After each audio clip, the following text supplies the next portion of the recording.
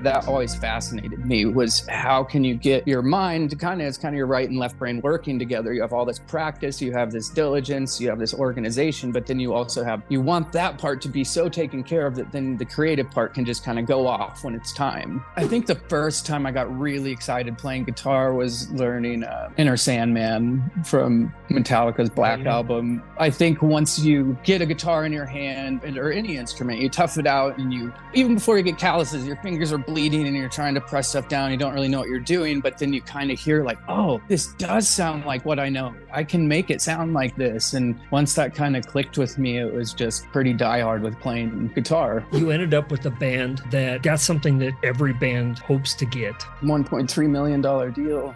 Yeah. You toured all over the place. And then you ended up just saying, I think we're tired of doing this. Yeah. And you're all still friends.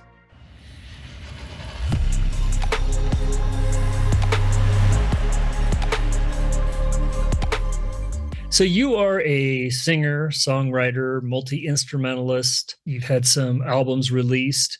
Let's talk about where you started, because you started learning how to play pretty young. I guess I learned I really loved music just growing up in the church. The church I went to, we didn't have any instruments, not even like an organist or something. Okay, it was all a cappella. And so when you're singing the same like 20 church hymns every week, it's not a bad thing. I liked all the songs, but I learned from a young age, I started just naturally harmonizing with the melodies and just trying to make songs in my mind more fascinating. I didn't realize what I was doing, that I was creating music, but that's when looking back, that's when I first really started to like music and really start hearing more facets to music than just, oh, this sounds cool. But I started playing guitar when I was 9, but I guess I took piano lessons when I was probably like 5 or 6. My mom made me, and I learned like some Christmas songs. I had no idea what I was doing, but I have 2 older brothers. They took piano, and I just wanted to be different than them. And so, Of course, I chose guitar because my mom didn't want a loud drum kit in the basement. But yeah, I can see that.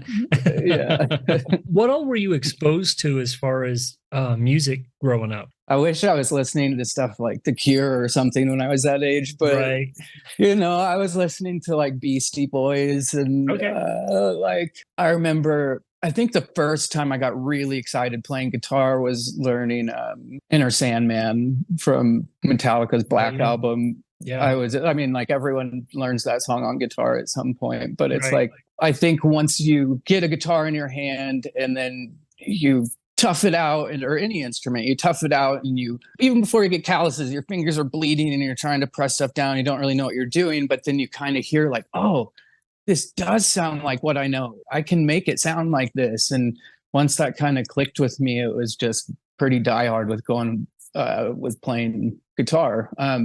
My oldest brother actually taught piano lessons and stuff. So, but he had more of like a jazz upbringing. So he would play some jazz riff or blues riff on piano, and I'd just solo around on top of them, learning all the different scales and different modes. Yeah.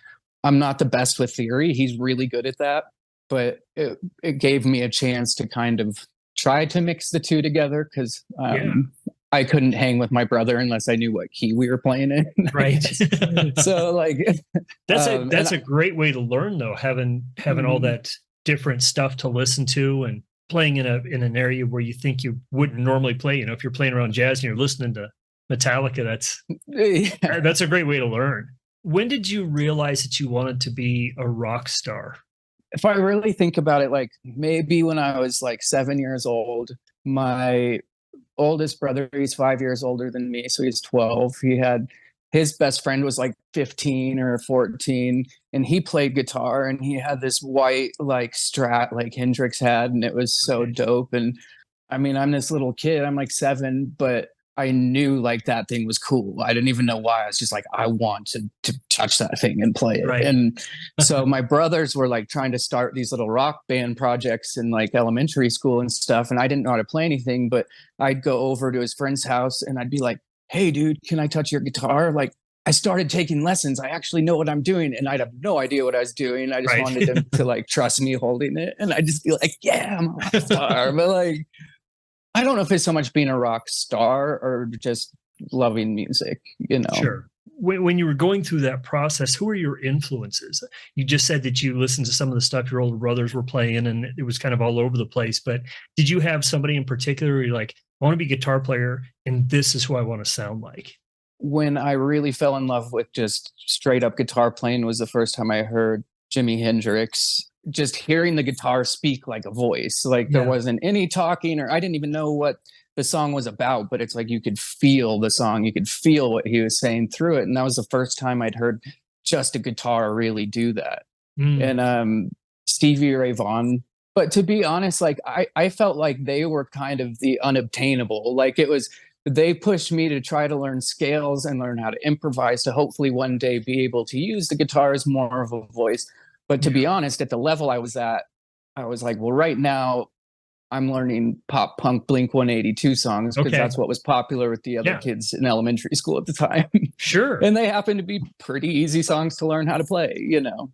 Well, yeah. And there was nothing wrong with that because those guys were definitely making some music and doing some stuff, you know? This is kind of like guilty pleasure, but I guess not if you're a guitar player and you know music. I guess it'd be middle school. Yeah, like 6th or 7th grade. I got really into Dave Matthews Band with one of my friends. And honestly, that Dave Matthews is who pushed me to really want to be a good guitar player. Like when I was learning power chords and stuff like that at that point. But then when I saw, wow, he's playing an E chord, but he's playing it up here like this, and it sounds totally different. And then when I saw he's playing these crazy riffs that are taking me 2 weeks just to learn this tiny part of a song.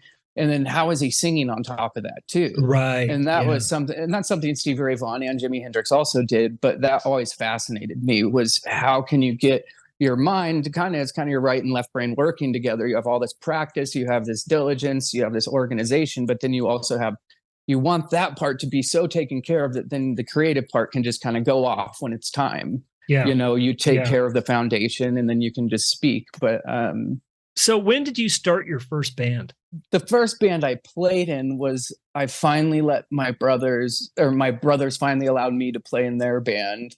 We had all these teenagers come to our unfinished basement at the time, and we just had like our little crate amps and just rocked out, man. And I was like all nervous, but I was like, this is the first time I played in front of people and I felt cool, like just rocking out with my older brothers. It's like I felt kind of accepted and older and like doing what I wanted to do, you know? Yeah. But but that, I guess the first band I started was when I was 12, and that would be this band called Autonomy.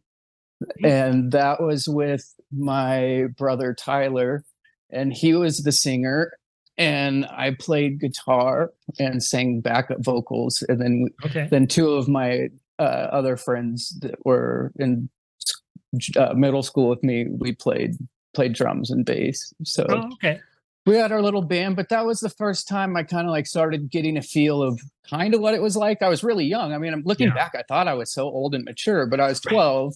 Right. But you know, I guess the thing was then people thought that it was cool that I was passionate at that young age. And so when a newspaper or something would see this 12-year-old working so hard, they'd want to do interviews and talk about my band and my music. And I didn't feel young or anything. It just, but I guess that's kind of how things started. And so Autonomy, we recorded a demo in Fort Collins with this guy, Insight Sound, I think is what it was called. This studio. Do you remember that place a long time ago? Oh yeah, I did some work there as well. Dan Matthews, was that his name? Right. So I don't even know how I knew this, how I got hooked up with this guy, but I went to his studio, and that was the first time going in a studio, you know. He's got a great setup up there too. Yeah.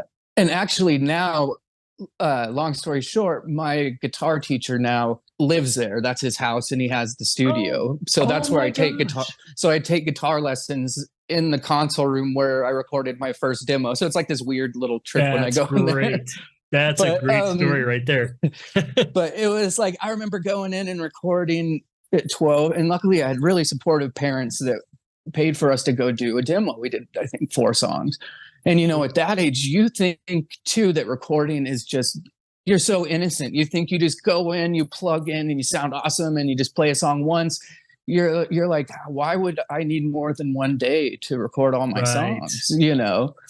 And so we booked like a day or a half day or something. And we're like, that's a lot of money, but we're going to invest this couple $100 and do this. And my parents helped, and we like worked hard and raised money. And then I think after like an hour, we're like, oh God, we're going to have to pay a lot more and be here a lot longer.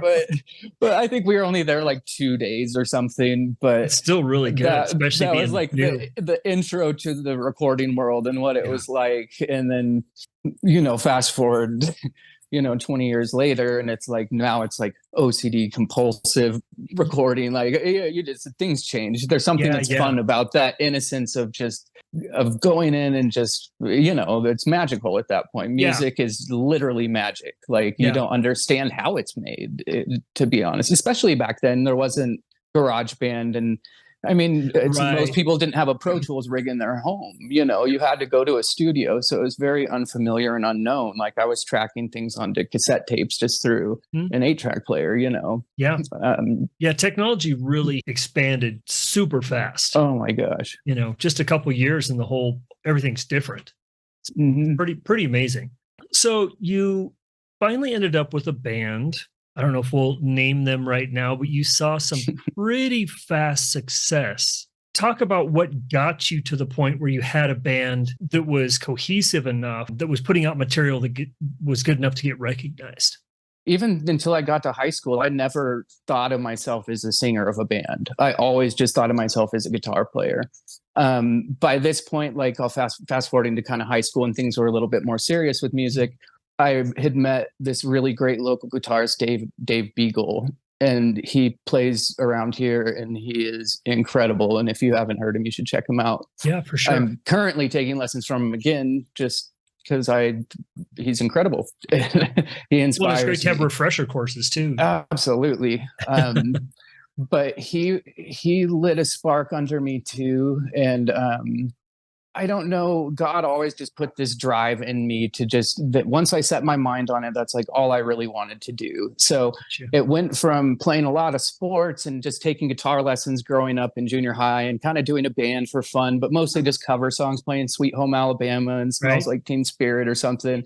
And then throwing in one of my crappy originals and people being like, you know, and like, but learning how to play that game. And and then it was like, you know, and then once I got, I started developing more recording skills too. I started learning how to enunciate words better. I started learning how really to listen back to things, to hear mixes in different ways, to hear songs in different ways. Well, why does this make me feel this way? Oh, it's because it has this underlying pulse that if you took it out of the song, you wouldn't feel anything, but you throw it in and you feel it all of a sudden, but you can't name what it is. There's so many things like that in an actual track or a recording. And so I got a Pro Tool set up in high school, just a little Digio 2, and started just diving into Pro Tools and recording and kind of learning more song structure. I took some classes, a songwriting class in Estes Park, like a weekend retreat where we go up and I work with a lot of different songwriters and people who've had success and learned kind of more some formulas. And then in high school, I joined the jazz band. Actually, I was in junior high. They let me go play guitar in the high school jazz band. That also really opened up my knowledge as far as organization and theory and it just time signature, I guess, everything. And at the same time, I was jumping into singing a lot and doing choir and jazz choir and all that fun stuff. And then I just dropped out of doing sports and I was like, I'm going to do this music thing. And throughout this time, I'd kind of come and gone with different band members. I'd played in like side bands, you know, you're just kind of learning yourself and what you like to do. And when I started thinking about college, because that's something that's always been important in my family, is where you're going to go to school. And I always took school seriously. I graduated salutatorian at my school, and academics were always important to me. Plus, I'm just super competitive, and I just wanted to just be like beat everyone, you know. But like, that's not even like I'm not being arrogant. It's just like how my mindset worked as a kid, you know.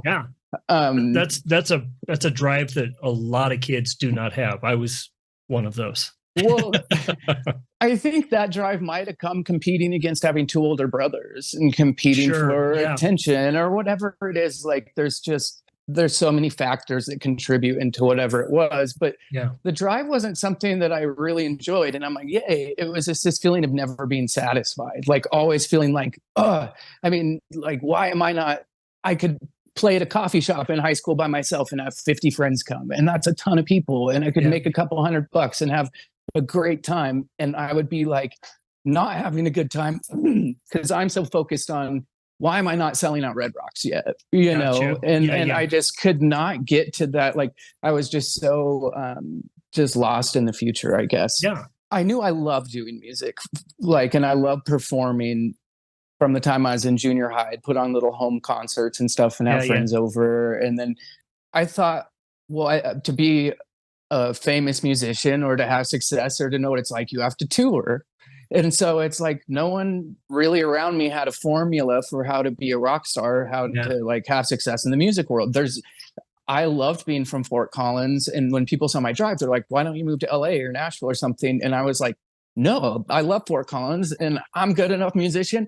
They're going to come find me, you know, I was just being cocky, but it's just like, I'm with all my friends here and I'm like, this is my hometown and I love it. And you're in high school.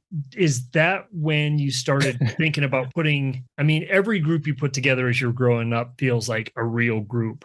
But at that point, did you feel like, okay, now it's time to put something really serious together? Yeah, like for a while, music was just like having fun with my friends, and I always wanted it, and it still should remain that way. Absolutely. But it does come to a point where it's like, realistically, if I want this to be a job, what do I have to do to succeed?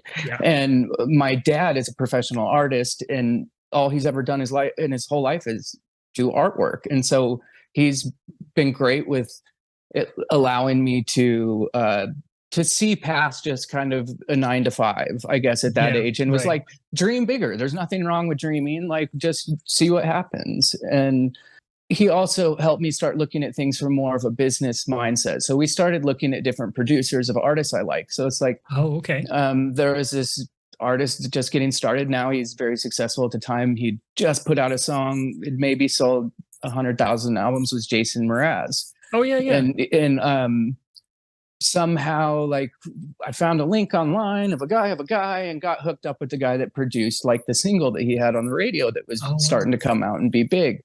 So long story short, I linked up with this guy, Chris Coip, in Virginia. And that was something I've always been good at, is networking. And the internet was brand new. I was using like MySpace and phone contacts, literally but I was driven. And so I reached out to this guy, Chris, and I think when he heard how passionate I was about music and how my age, and he was just like, wow, like this, I got to hear what this kid wants to do. And he liked the music I'd sent him. And he agreed to sign kind of a production deal.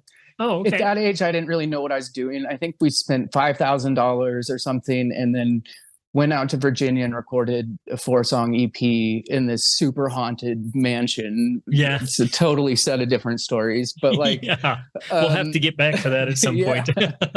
So just recorded this EP. This was my junior year in high school. And so I'm, I guess, 16 or 17. But my parents were so cool about all this. They're letting me go off and go on these trips. Because I was still working really hard at school, and they knew how important this was to me, and they believed in me and pushed me to do this. You know, no, that's great. And I didn't have any success with that EP, except for the fact that it sounded good at the time for a 16-year-old, and just learned kind of a new recording experience and a new contract I signed. Kind of, what is this? You know, there's this thing called like Grantham Dispatch or something. What's Grantham Dispatch? What are they doing? I just started learning a little bit more about the politics, but I was still very naive. But then I got back here, and while I was in Virginia, I was 17 at the time in Virginia, and I actually finished high school a year early. And our drummer and I in the band I was in, we got a house together when we were 17. Oh, wow. And so it was just a band house. We just wanted to do music. And we worked these whatever jobs, I think, for like the city, and then just came home and played music, and that's all we did. And but he was still going to high school classes, and I still was technically in high school because I wanted to graduate with my class, and they let me, which was cool. So I went to like choir once a week or something. Oh, okay, yeah. So it's like you're in high school, but I was living on literally a house like on CSU's campus at 17 in a rock band, which was a horrible combo, mom and dad. Thanks for signing that co-lease. But that things got really serious then. And people kind of knew that we were taking this seriously because obviously we got a band house and we started playing a lot more shows and we were having more success. We were, at the time, everyone didn't have a demo. Like I said, it was harder to record. And so people listened more to the people who had demos because you had to be really passionate about it to do it. This is an important part of the story. So I was doing music and playing music over here. And then Stefan, who ended up being my best friend and drummer of the band I was in, he was playing music over here. And we were both going to the same high school, but didn't know each other, hung out with different groups of people. Oh, wow, that's crazy. And I had no idea he's that good of a drummer. And we both happened to enter the talent show. And neither of us had heard each other play. Neither of us knew anything. And I played first. And I was like, I got this in the bag. Like, it was great. And I played well. And then Stefan comes out and I'm just sitting backstage and just hear this. I was like, what? Like, and he ended up beating me. He got first and I got second. And I still we played another competition talent show together and I got first and he got second. And that one was for money. So I won that.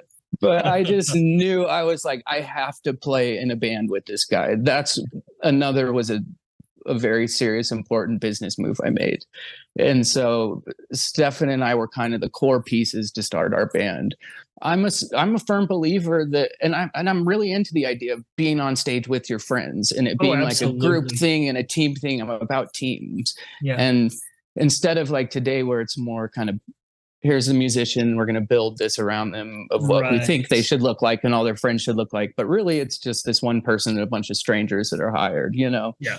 But it's still business moves then. And so it went around the rumor mill that we didn't have a bass player when we were in Virginia and that we're making this awesome record because I was really into MySpace and making hype. So Johnny is his name. He was working at a studio in Fort Collins called the Blasting Room Studio. He was one of their engineers there. He's also in high school at the time. He's a year older than us. So he's a senior. And he was in this band called the Unsinkable Molly Brown, who was like really big at the time. Yeah. Like they were the king of high school bands. Like he went to a different high school, but like everyone knew who Johnny was. Well, I had never met Johnny in person. I had heard of him and I'd heard of the Blasting Room. I'd never been there. Right. But Johnny liked our band and like, I didn't know that he liked our band, but I guess when we went, he took our first EPs and learned all the bass parts to it.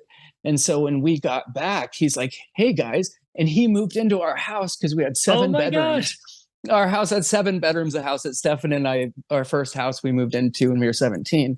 And so he just like, he kind of conned his way in, but he was so good. Like it was the best con job ever. Like he was like such a talented, oh my gosh, Johnny opened up my mind to music in so many different ways because here's this kid we're direct roommates upstairs with all this chaos going on. And he has his little headphones and his little laptop. Yeah. Like, back in like 2007 or whatever. And editing like Rise Against drums or something, at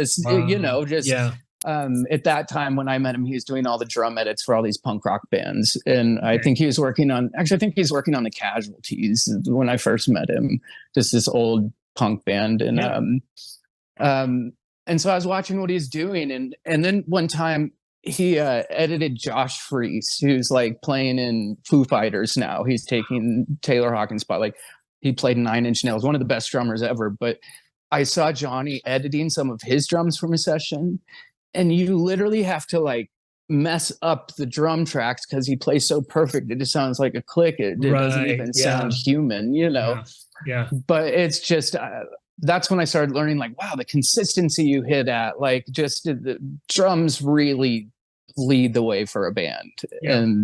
But it was also really cool because I got to start being submersed in the blasting room kind of scene of people, just because Johnny worked there and now he's my roommate and playing in my band. And so this was, amazing because he knows so much about music, and here he's surrounded by all of these people who have been doing music their whole lives. The person who owns the blasting room is Bill Stevenson, who was the drummer of Black Flag, and now, the Descendants and All and Only Crime. And when we were younger too, like, one of the bands that was coming in that he was working with was Puddle of Mud. Oh, wow. And so Puddle of Mud was in there, and he heard Johnny editing some of our demos from a practice we had earlier that day after they're done doing some vocal tracks. And Wes, their singer, was like, whoa, who is this kid? Like, this is dope. And so Wes, like, talked to Johnny and was like, hey, Johnny, man, like, what's this band you got? And you should do this, make this little press video, and told us what to do. And he's like, I'm going to give it to my record label and tell me you guys are badass. And like, so we made this funny video where Johnny, like, is doing like a kickflip on a skateboard, and then we like play guitar or something. I don't know, it's so stupid, but like, but we kind of learned, like, you kind of got to impress people. You got to find a way in. You kind of got to get in this scene, in this culture, in this environment, and get your music out there. Well, it sounds like you just kept bumping into all these great connections. That's so amazing. Yeah. Networking is incredibly important. Oh, yeah. And it's also, it's so important. I mean, even now in the music world, you play in a metal band or you play in a pop band, 99% of the time, they're all friends. You never know when that person's going to be playing in that band, and vice versa. People think everyone just gives off their image, their persona, but musicians are musicians. They're just playing music and getting paid, you know, like. Absolutely. But at this point, we did have a band name that had stuck, but it was just kind of at this point. So before this, Stefan and I just we did make up different band names for basically every show we played. We'd be like, just to see what sticks. We're the whatevers today, great. And we just put stupid things on flyers and hand them out to friends. And we're like, we're whatever this week, Yeah. And that's awesome. One week we put our band name on it, and it just happened to be like a larger show, and the name just kind of stuck. And it was kind of like, and it wasn't until like a couple months later, I was like, I'm really stuck with this name. Like, what was the name that ended up sticking? Tickle Me Pink. That's the name that you're like, wow, that's what we're called now. Yep. I can't tell you how many, at this point, probably thousands of interviews asking where we got our band name from. Yeah. And it's like, at first I would make up these crazy stories, like, that were just honestly pretty vulgar. Like, I don't know where my mind was back then. Right. But I just make up these things about like midgets and stuff and Tickle Me Pink and like but then these stories started getting like published, and then I got a publicist that started reading these stories, and I get these angry calls that were like, hey, we got to have you in line here, man. Right. Like, so I was going to ask if there was some deep meaning behind it, but I guess no, y'all know the answer to that. And it was fun for marketing. Like, our logo was a pink flamingo with a mohawk wearing Converses. I drew that up like on the original Adobe Photoshop that my dad had in his art studio. And that was cool, like seeing that logo catch on and people getting it tattooed and stuff. And was that the lineup then that ended up sticking? So at this point, we were a 3-piece. It was me and Stefan, and then Johnny. It's just us three. We did a lot of shows and had a lot of success as a 3-piece, but it just felt like I wanted to do bigger stuff vocally. I wanted a second guitar player too. I liked writing multiple layers of guitar parts. And with the style of music I was listening to at the time too, you had to layer guitar parts. It just like, I mean, yes, there's great 3-pieces that do rock like Chevelle and Muse and stuff, but like at the time I just wanted a wall of guitar. And so, yeah, like thinking way back, they were pretty hesitant to the idea of getting another bandmate, just because, as you know, playing music and just living life, it's hard to find a group of people that, because it's almost like a marriage in a way. You have to spend a lot of time, schedules and personalities. And music is also being vulnerable at points when you're writing, and you have to know you can share something or show something to someone and them not laugh at you, or if they do, you know, you're laughing together, and it's not just like, you feel you can still be comfortable and creative and be stupid and it be okay, you know? And someone that has your back, someone that trusts you, but more importantly, like someone that, or not more importantly, but as importantly, someone that's as skilled. And that's something I read articles on it in like Guitar World magazine in junior high about the dynamics between, do you hire the person that's your friend who just kind of plays guitar, is passionate, but isn't very good? Or do you hire the person that's like kind of but is really good? You know? And that's kind of a tough dynamic, and it's worked both ways, you know? And not all rock stars are nice people, and not all bands get along with each other. But I certainly wanted to be in one that did.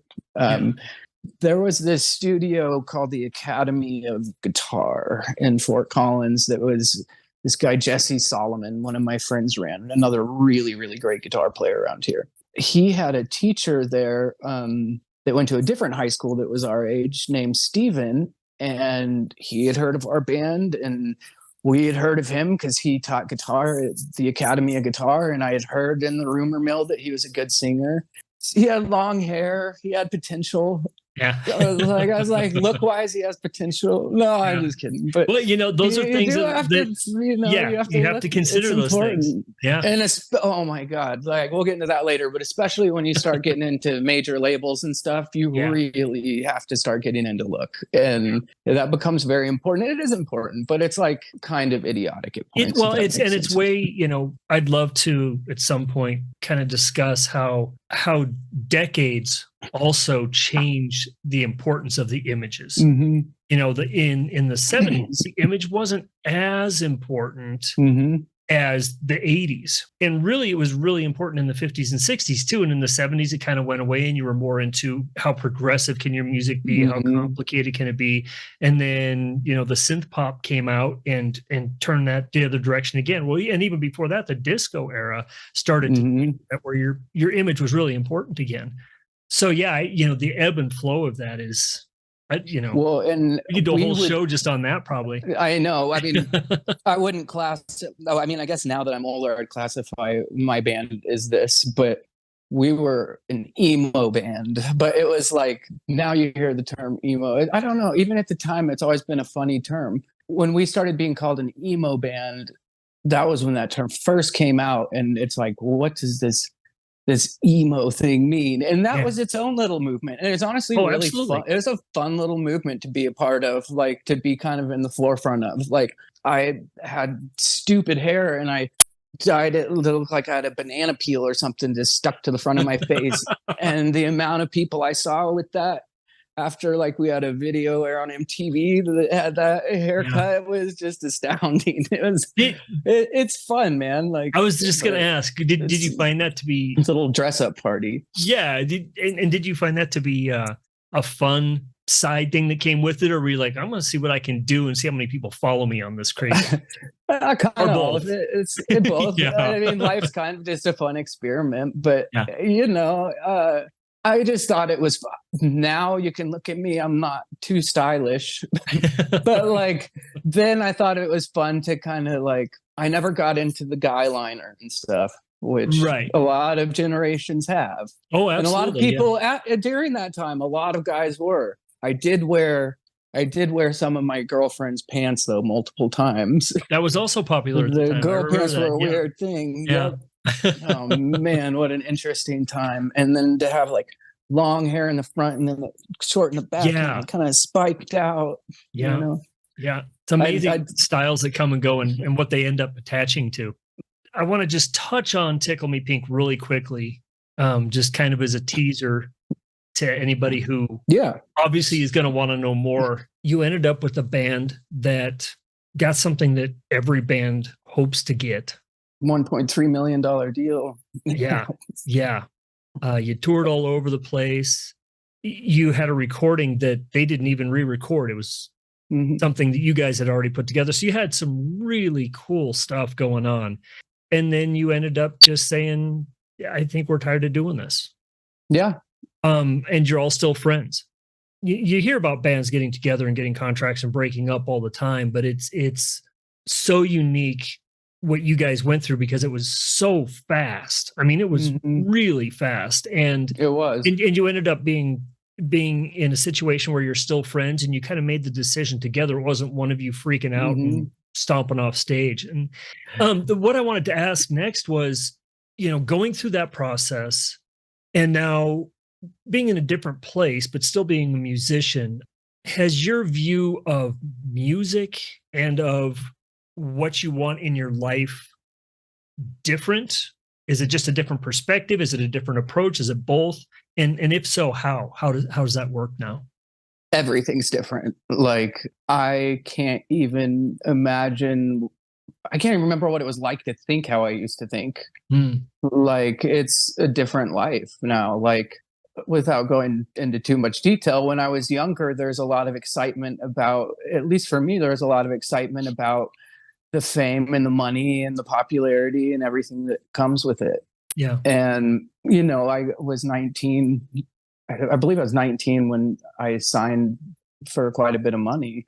Back then, there's so much unknown. There's so much excitement. Like from even just going on tour with bands that you grew up listening to, like just hearing like, oh my gosh, I'm going to go on tour. Like, we went on tour with this band Finch. That was one of the first bands we toured with. I have amazing memories of the first, like, just listening to Finch all throughout high school and just loving them. And so just when you're just getting out of high school and then you're going on tour with these bands you were just listening to that you love, and you're like, wow, I'm on that level. Like, I wasn't on that level at that point, but like, I'm being taken seriously. Like, what I'm doing now isn't like, okay, good luck, Sean, like, being a rock star, you go, why didn't you go to college? To like, oh, we probably should keep our mouths shut because, like, this is crazy. Like, this is insane. Yeah. The whole, I guess, character arc of this story is trying to go back to my inner child of listening to music and it just being like a different language of emotion where you're not even thinking about what's going on. You're just feeling with certain songs. Like, when you were a kid, you heard a song for the first time and you close your eyes and you put it on repeat 30 times and you're looking out at like a lake or something and you're just stuck in that moment. And that song comes on and I'm immediately transported back into that spot. So even as I get older, like, I want those feelings back. Yeah. And is that like trying to recapture the magic of music, where did being on the road and having all of the things that you had dreamed of suddenly being part of your life, did that detract from the magic that motivated you to want to pursue it? Yes. It's more than just like, oh, I'm going to take a break from music for a while or something. It's like, I think music needs to evolve as you evolve. It becomes a part of you. Like, for me, I went through some years where some kind of darker, more depressing years where, like, I have a guitar hanging in my bedroom, like I always have. And I would just look at Rosalinda, my beautiful guitar sitting there, and never ever play my guitar. I wouldn't, I'd get in my car and the radio would come on and I'd turn it to talk radio. I couldn't listen to music. I did that for years. I couldn't listen to music. And it was like anger, maybe, that it wasn't what I thought it was. But it wasn't the music that wasn't what I thought it was. The music's been there the whole time. The music's what will be here when we're gone. And it is a language and it does connect us and it is incredibly powerful. And it's a gift from God that we have, Absolutely. And so, yes, I appreciate music in a totally different way now.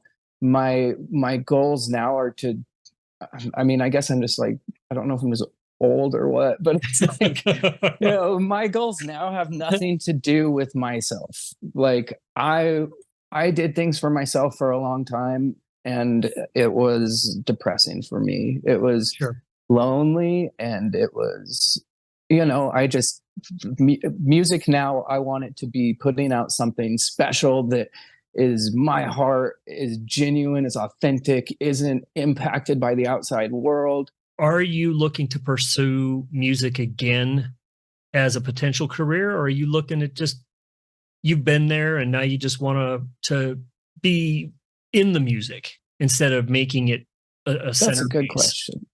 Honestly, I think as my priorities have shifted, is I've just gotten older and realized what's important in life. Like, so has my perspective on music. Yes, yeah. So long answer short, yes, I do want to do music again. Yeah. Well, I can say this: if you want to check out Tickle Me Pink and you want to see their video for sure, all that stuff is on YouTube, and you can just look up Tickle Me Pink, and it'll get you there. Thank you so much for doing this, and I can't wait till we do the next one and dive into some stories. Yeah. Thank you.